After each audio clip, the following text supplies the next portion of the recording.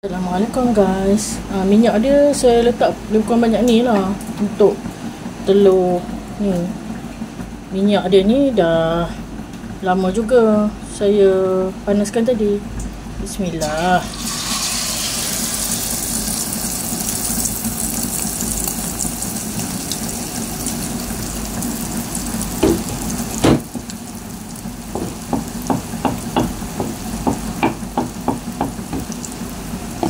Dia kan saya letak tepung dia jadi susah nak turun, bertambah susah nak turun. Sekejap ya.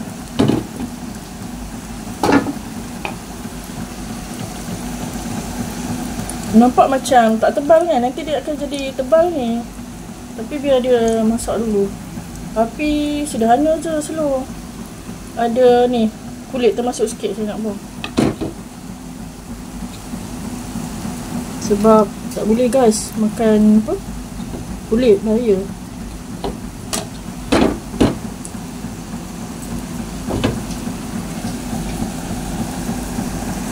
Kan saya sebelah tangan, saya tak boleh lah nak tuang kan telur ni.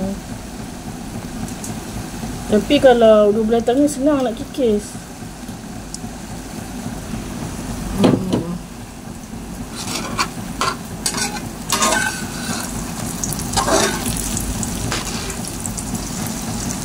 Sebab kuali ni tebal, dia macam api slow sangat lah kan. Padahal dah kuat dah.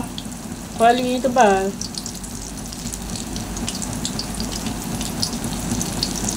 Saya suka kuali ni. Sebab dia tahan. Korang teka saya beli kat mana? Saya beli kat DIY. Best sangat. Tapi untuk saya satu je kuali ni.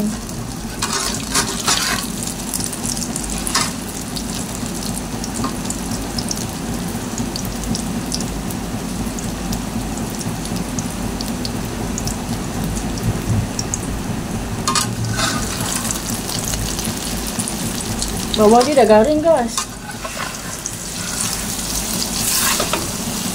Saya tak berani hempas kuat-kuat, nanti terpercik minyak je. Tapi kira berani lah tu. Dia akan jadi macam ni guys. Sebab saya tambahkan tepung tadi, Ajinomoto, bawang merah, bawang putih. Lagi apa? Bawang merah, bawang putih, Ajinomoto. Perencan umi itu option, terpulang pada korang. Okay guys, masakan saya kalau telur dadah saya tak suka garing-garing sangat. Bila terlampau garing dia akan jadi keras. Saya suka gebu-gebu macam ni, gebu-gebas macam ni.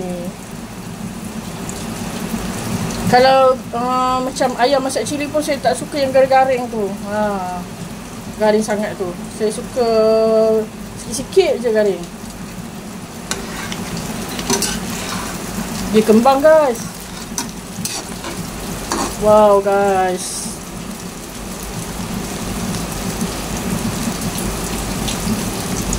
Kalau panjang ni saya send dekat video lah ya, bukan short. Tapi tak tahulah.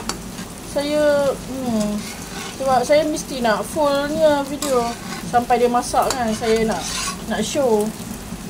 Okey. Kalau macam ni dah boleh tutup dah off.